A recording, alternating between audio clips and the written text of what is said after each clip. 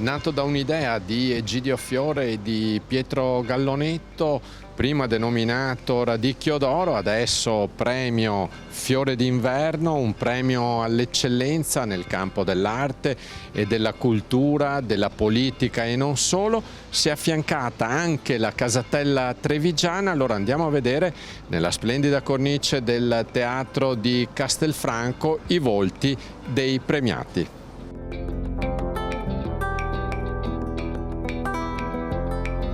Roberto Zanella, imprenditore nel mondo della radio, a lui va il premio della Casatella Trevigiana, allora un riconoscimento importante, naturalmente tanta soddisfazione. Roberto. Sì, sicuramente sì, diciamo che è un premio che ricevo volentieri perché dopo tanti anni di dedizione nella marca trevigiana con le radio nostre che abbiamo credo portato un po' di notorietà anche alla marca grazie ai segnali che diffondiamo nel Triveneto, e per cui sicuramente è un piacere. Un'avventura iniziata tanti anni fa e consolidata, insomma, Radio Birichina e le altre radio del gruppo siete protagonisti sulle onde radio del Veneto e non solo.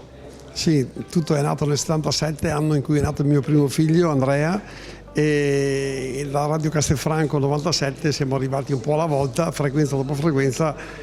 a creare un bel gruppo che conta su 2,5 milioni di ascoltatori al giorno.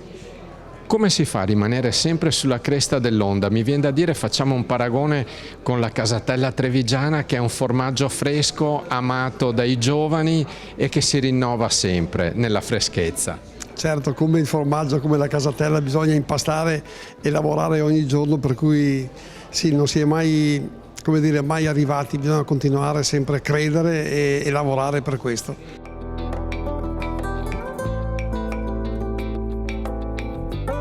Lorenzo Brugnera, presidente del consorzio della Casatella Trevigiana DOP, allora un momento importante questo di festa, perché accodati ad una delle eccellenze del territorio, il Radicchio, anche la Casatella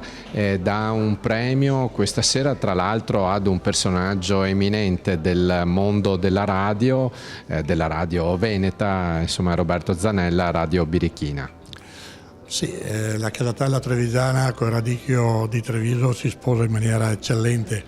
Noi questa sera premiamo Roberto Zanella, personaggio di comunicazione, personaggio che ci porta allegria, ascoltiamo volentieri le sue radio, la televisione, insomma dobbiamo dire che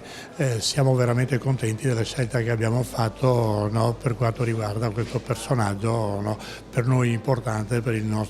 nostra provincia. E allora provincia che ha Radicchio da una parte e la Casatella dall'altra, no, è un qualche cosa, un matrimonio bellissimo, via dicendo, e grazie a Roberto Zanella che ha accettato vivamente, no, questo premio, no, siamo orgogliosi.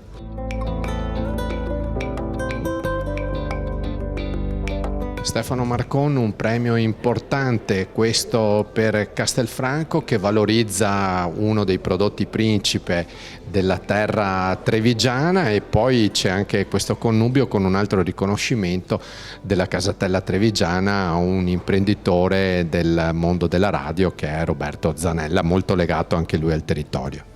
È un momento consolidato ormai a Castelfranco Veneto, questo il momento in cui si celebra il nostro fiore d'inverno, che lo si faccia assieme alla Casatella, oltre ad essere un buon connubio enogastronomico, è un connubio di eccellenze del territorio, perché Castelfranco Veneto con il